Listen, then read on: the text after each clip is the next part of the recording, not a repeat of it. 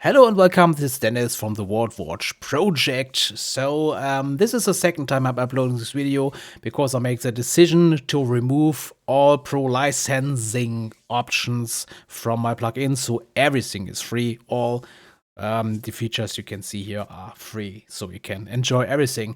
The first module that is available is cards, but let's take a look to how enabling this. So once installed, you have to enable the VaultForge Engine. This is the base for everything. Then go to VaultForge Engine and make sure it is enabled here too. Otherwise, you cannot use it. And then you will see all available modules. So actually, there's only a cards module. More is work in progress. So you should also enable this. And before I do this, take a look to how the basis cards are actually looking like. I already like it, of course, because what Obsidian is doing here is absolutely fantastic, super cool. I just want to make it possible to play around with the design of the cards. So this is what is happening when I'm going to enable cards now. So press this switch and you will see cards are looking like this. So the first thing you maybe will notice is that there's a lot of space at the bottom of the cards, and the thing is, I found not a way to to modify the size of cards in Obsidian with my plugin. However, this is something that will be fixed just by resizing the user interface here a little bit or by scrolling, and then everything is fine.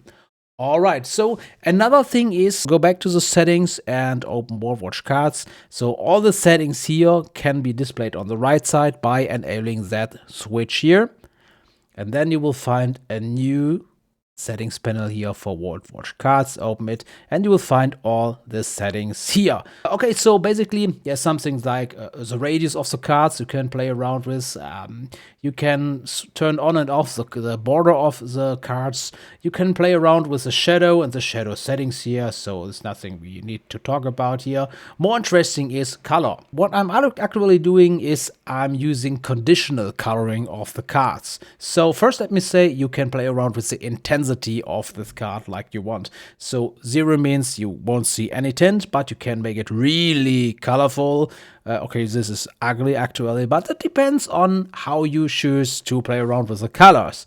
You see there's a color property, card color, but as long as the conditional coloring is working, this one will not be seen by the plugin. Let me explain that. So I'm going to disable conditional coloring and you will see that all the cards have a different color than before. And the color you can see here comes from the card color property. So let's take a look to this card. There is a property called image and there's a property called card color. So card color is the property I have also typed in here, and that means that's the color of the card here. All right. But why does the cover area has a different color? This is because Obsidian can do something.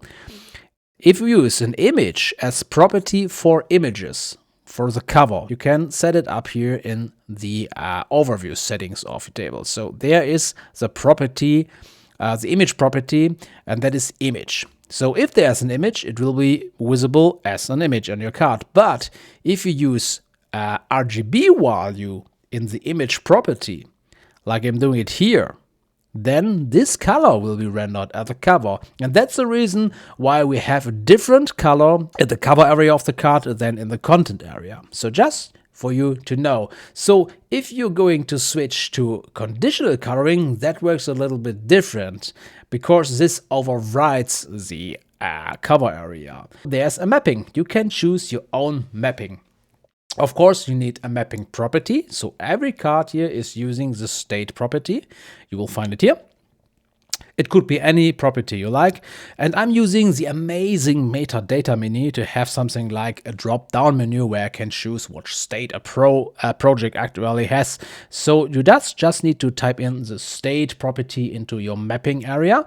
And then you can choose to, if this property contains some words like, let's say in production here, then you would like to see that color. And of course you can change it here very comfortable like this.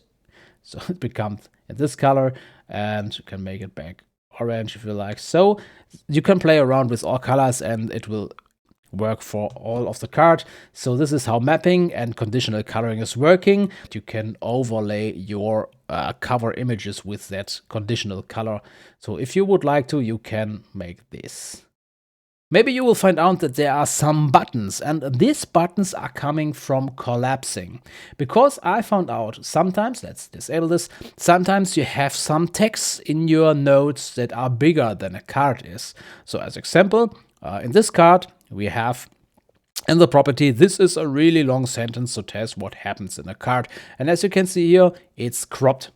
Another thing is at this card, there is a list and I have typed in different links into this list and I've chosen to add a feature called collapse multi-entry lists to pop-ups, and then everything will become a button.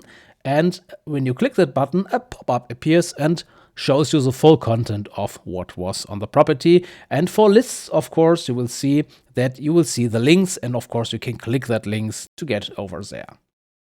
And now let's have a look to the property settings, because you can choose to enable or disable the labels of a card. And again, now some content seems to be hidden. You just need to move this thing here a little bit and you will see everything. So now you have all that labeled there. You can choose to show or not show property icons. By the way, these icons are coming from the amazing Iconic plugin. So I have chosen to choose my custom icons that are coming from the Iconic plugin, and my VaultForge plugin can see these icons and use them here. Of course, you can also choose to play around with the size of the icons if you would like to. You can play around with the title size. You can make it bold or not bold. You can play around with the title area spacing. And something you can also do is you can play around with the property row spacing to make it more compact or not. However, then you will see this gap will still be there and you cannot remove it because I did not find a way for this. So play around with the settings to make the cards look like you would like to see them. You always will have noticed that there's a progress bar. You can disable it if you want, and you will see this comes from a property called progress. You need to type in the progress property name here, and then you need to enable the progress bar. Let's have a look to any of these nodes, progress bar, and let's say we would like to see something like that. And you will see this icon is also be displayed here.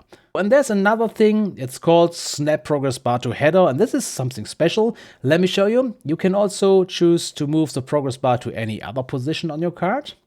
But if you choose to place it on the top position, and then you choose to snap it, then you will see the progress bar will look like this. And this is something where you also would need to make the content fit better into your cards. You can use the spacing here, and you can also play around with the row spacing.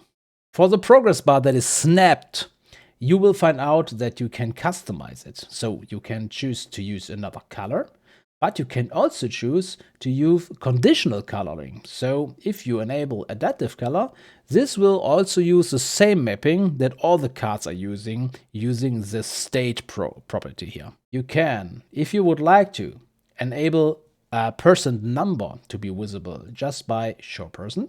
So you have that box here that shows the number of persons. You can choose how big or small it is. Also, you can choose how big or small the text inside the box is. The color, and something I do also love is you can make this box follow the progress bar just by enabling it using this switch. So this is traveling with the progress bar, and you can choose if it will be displayed above or below or just in the middle of that progress bar. You can choose to make it a little bit bigger or smaller just for your needs.